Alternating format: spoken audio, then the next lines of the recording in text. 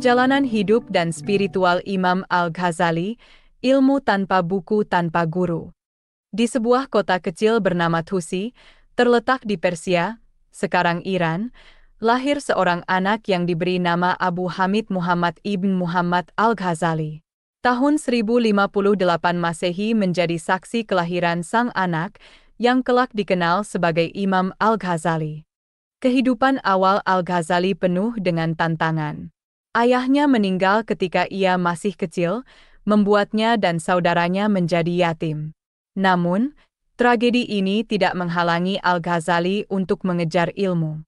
Sejak muda, ia telah menunjukkan minat yang kuat dalam belajar dan memiliki semangat yang tak kenal lelah untuk memperoleh pengetahuan. Al-Ghazali memulai pendidikannya di Trus, mempelajari berbagai disiplin ilmu.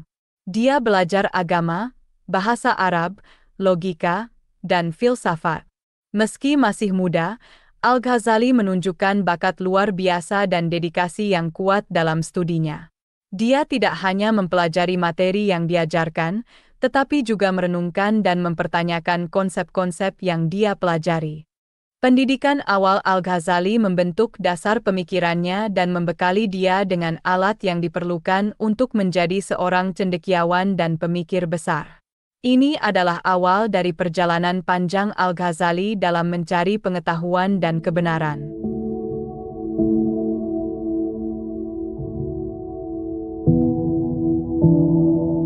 Setelah menyelesaikan pendidikan awalnya di Trus, Al-Ghazali merasa bahwa pengetahuannya masih belum cukup. Dengan semangat yang membara, ia memutuskan untuk melanjutkan pendidikannya di Nishapur, sebuah kota yang dikenal sebagai pusat pendidikan terkemuka pada masanya. Perjalanan ke Nishapur bukanlah perjalanan yang mudah. Jarak antara Tus dan Nishapur cukup jauh, dan perjalanan tersebut penuh dengan tantangan. Namun, Al-Ghazali tidak gentar. Baginya, ini adalah langkah penting dalam perjalanan pencarian ilmu. Di Nishapur, Al-Ghazali belajar di bawah bimbingan para ulama terkemuka. Dia memperdalam pemahamannya tentang hukum Islam, teologi, dan filsafat. Setiap hari, ia menghabiskan waktu berjam-jam untuk belajar, membaca, dan berdiskusi dengan gurunya dan teman-temannya. Pendidikan di Nishapur membuka cakrawala baru bagi Al-Ghazali. Ia tidak hanya memperoleh pengetahuan baru, tetapi juga mendapatkan pemahaman yang lebih dalam tentang agama dan dunia. Pengalaman ini membentuknya menjadi seorang cendekiawan dan pemikir yang hebat, dan menjadi fondasi bagi kontribusinya yang luar biasa dalam dunia Islam.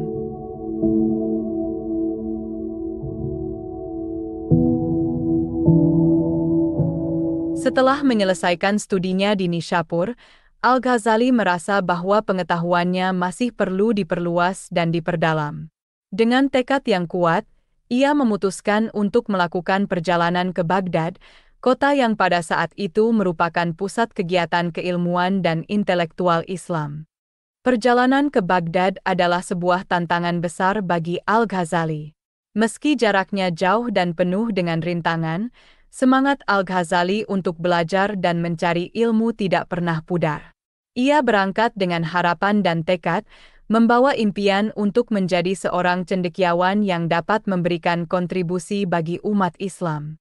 Tiba di Baghdad, Al-Ghazali disambut oleh suasana yang sangat berbeda dari Tus dan Nishapur. Baghdad adalah kota yang ramai dan penuh dengan aktivitas.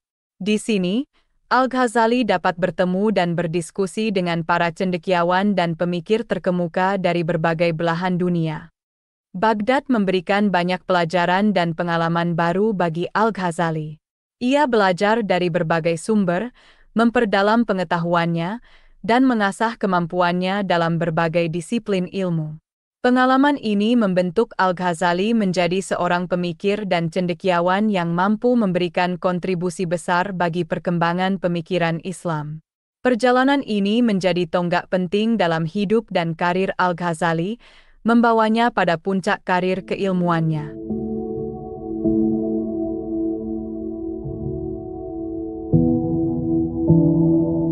Pada tahun 1095, Sebuah perubahan besar terjadi dalam hidup Imam Al-Ghazali. Di puncak karir keilmuannya, ketika namanya dikenal luas sebagai seorang cendekiawan dan pemikir terkemuka, Al-Ghazali mengalami krisis spiritual yang mendalam. Ia merasa ada sesuatu yang hilang dalam hidupnya, sebuah kekosongan yang tidak bisa diisi oleh pengetahuan dan prestasi. Dengan keberanian dan tekad yang kuat, Al-Ghazali memutuskan untuk meninggalkan semua kenyamanan dan prestasi dunia. Ia meninggalkan Baghdad, kota yang telah memberinya banyak pelajaran dan pengalaman, dan memilih untuk hidup sebagai seorang sufi. Al-Ghazali melakukan uzlah, sebuah periode isolasi dan introspeksi diri, selama 120 hari. Dalam kesendirian itu, ia mencari jawaban atas pertanyaan-pertanyaan yang mengganggu pikirannya. Ia mencari makna hidup yang sebenarnya, jauh dari hiruk-pikuk dunia. Dalam uzlahnya, Al-Ghazali mendapatkan ilmu kasif, sebuah pengetahuan spiritual yang diperoleh melalui pengalaman langsung. Ia merasakan kedekatan dengan Tuhan, sebuah pengalaman yang mengubah pandangannya tentang dunia dan hidup. Krisis spiritual dan uzlah Al-Ghazali bukan hanya menjadi titik balik dalam hidupnya, tetapi juga membuka jalan bagi kontribusi terbesarnya dalam dunia Islam. Pengalaman ini membentuk pemikiran dan karya-karya Al-Ghazali dan menjadi inspirasi bagi banyak orang hingga saat ini. Setelah menjalani uzlah, perubahan besar terjadi dalam diri Imam Al-Ghazali. Dalam kesendirian dan introspeksi dirinya, ia merasakan sebuah transformasi spiritual yang mendalam. Ia memperoleh ilmu kasif, sebuah pengetahuan spiritual yang diperoleh melalui pengalaman langsung. Ilmu kasif ini bukanlah ilmu yang biasa. Ini adalah pengetahuan yang tidak terhingga, yang tidak bisa dipelajari melalui buku atau diajarkan oleh guru. Ilmu ini hanya bisa diperoleh melalui pengalaman, ekstasi, dan perubahan batiniah. Dalam pengalaman tasawufnya, Al-Ghazali merasakan kedekatan dengan Tuhan yang belum pernah ia rasakan sebelumnya. Ia merasakan kehadiran Tuhan dalam setiap detik kehidupannya, dalam setiap nafas yang ia hembuskan. Ia merasakan bahwa Tuhan ada di mana-mana, dalam segala sesuatu yang ada di dunia ini. Pencapaian spiritual ini mengubah pandangan Al-Ghazali tentang dunia dan hidup. Ia tidak lagi melihat dunia hanya dari perspektif material, tetapi juga dari perspektif spiritual. Ia melihat bahwa segala sesuatu di dunia ini memiliki makna dan tujuan yang lebih dalam.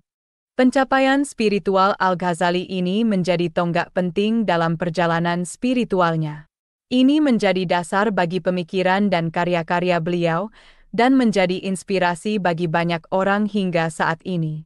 Pengalaman ini membuktikan bahwa pencarian ilmu tidak hanya terbatas pada pengetahuan duniawi, tetapi juga mencakup pengetahuan spiritual dan pengenalan diri.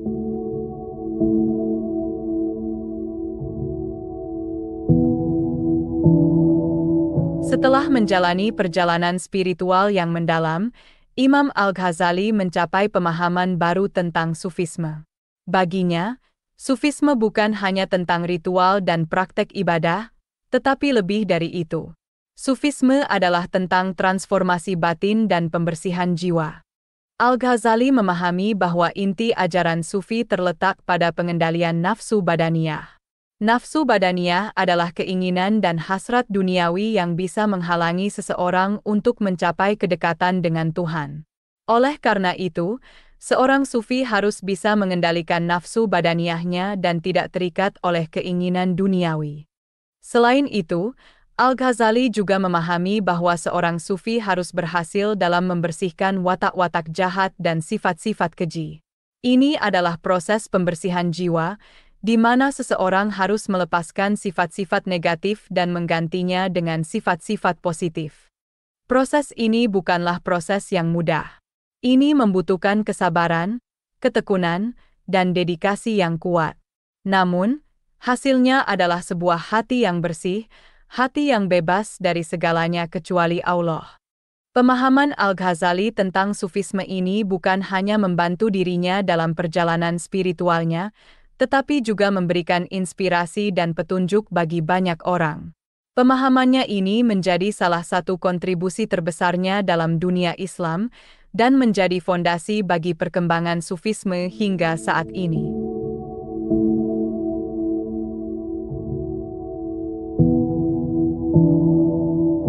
Setelah kembali dari uzlah, Imam Al-Ghazali tidak lagi sama. Pengalaman spiritualnya telah membawanya ke pemahaman baru tentang hidup dan dunia. Dengan pengetahuan dan pengalaman barunya, Al-Ghazali merasa terpanggil untuk berbagi dan memberikan kontribusi bagi umat Islam. Al-Ghazali memutuskan untuk menulis karya monumentalnya, Ihya Ulum ad-Din. Buku ini mencakup berbagai aspek kehidupan spiritual dan praktis dalam Islam. Dalam buku ini, Al-Ghazali berbagi pemahamannya tentang sufisme, pengendalian nafsu, pembersihan jiwa, dan banyak lagi. Buku ini menjadi sumber inspirasi dan petunjuk bagi banyak orang dalam menjalani hidup sebagai seorang Muslim. Namun, pengabdian Al-Ghazali tidak berhenti pada penulisan buku. Ia juga mengabdikan dirinya untuk mengajar dan membimbing orang lain. Ia berbagi pengetahuan dan pengalamannya, membantu orang lain dalam perjalanan spiritual mereka. Pengabdian dan karya tulis Al-Ghazali ini bukan hanya memberikan kontribusi besar bagi perkembangan pemikiran Islam, tetapi juga membantu banyak orang dalam perjalanan spiritual mereka. Karya-karya beliau menjadi sumber inspirasi dan petunjuk bagi banyak orang, dan hingga saat ini masih dipelajari dan dihargai. Pengabdian dan karya tulis Al-Ghazali ini menjadi bukti nyata dari perjalanan spiritual dan pencapaian beliau.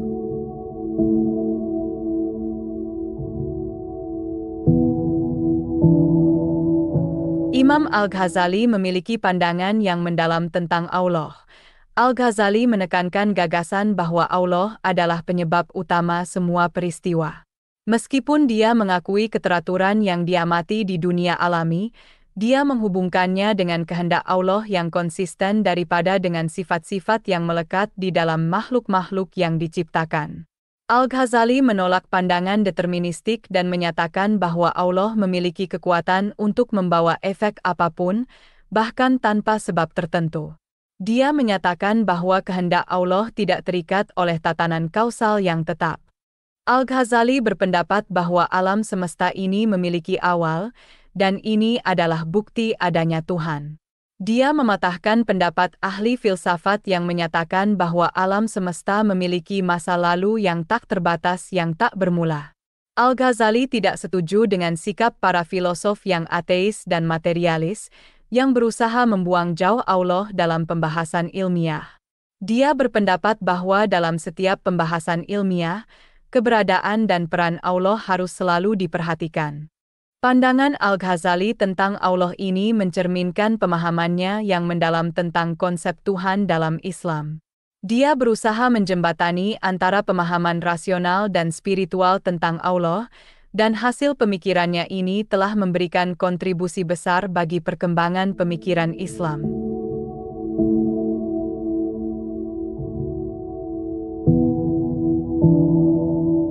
Pada tanggal 19 Desember 1111, dunia Islam kehilangan salah satu cendekiawan dan filsuf terbesarnya, Imam Al-Ghazali. Wafatnya Imam Al-Ghazali bukanlah akhir dari perjalanan spiritualnya, melainkan awal dari warisan spiritual dan intelektual yang akan terus hidup dan memberikan inspirasi bagi umat Islam di seluruh dunia.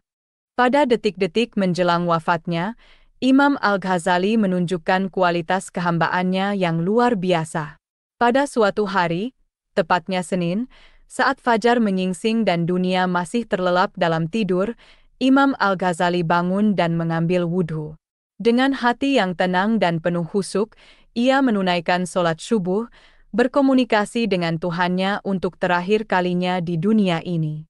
Setelah menyelesaikan syalatnya, Imam Al-Ghazali menghembuskan nafas terakhirnya. Proses wafatnya yang tenang dan damai mencerminkan kedamaian batin yang ia capai melalui perjalanan spiritualnya.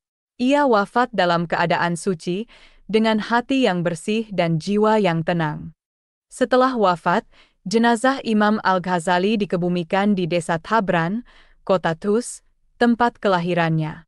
Kepergiannya ditangisi oleh para ulama, murid-muridnya, dan jutaan umat Islam. Mereka merasa kehilangan, tetapi sekaligus merasa bersyukur karena telah diberi kesempatan untuk belajar dari seorang guru yang luar biasa. Pengaruh Imam Al-Ghazali dalam dunia Islam tidak bisa diabaikan. Melalui pemikiran dan karya-karyanya, Al-Ghazali telah memberikan kontribusi besar bagi perkembangan pemikiran Islam dan Sufisme. Karya-karyanya, terutama Ihya Ulumuddin, telah menjadi sumber inspirasi dan petunjuk bagi banyak orang dalam menjalani hidup sebagai seorang Muslim. Namun, pengaruh Al-Ghazali tidak berhenti pada masa hidupnya saja. Warisan beliau terus hidup dan berkembang hingga saat ini. Buku-buku dan pemikiran beliau masih dipelajari dan menjadi inspirasi bagi banyak orang. Melalui warisan ini, Al-Ghazali terus memberikan kontribusi bagi umat Islam, meski beliau telah tiada. Pengaruh dan warisan Al-Ghazali ini bukan hanya membuktikan kebesaran beliau sebagai seorang cendekiawan dan pemikir, tetapi juga menunjukkan betapa pentingnya perjalanan spiritual dalam hidup. Melalui pengaruh dan warisan beliau, kita diajarkan bahwa pengetahuan bukan hanya tentang memahami dunia, tetapi juga tentang memahami diri sendiri dan mencapai kedekatan dengan Tuhan. Demikianlah kisah ini diceritakan, segala kebenaran detailnya kita kembalikan kepada Allah, Tuhan pemilik kisah kehidupan.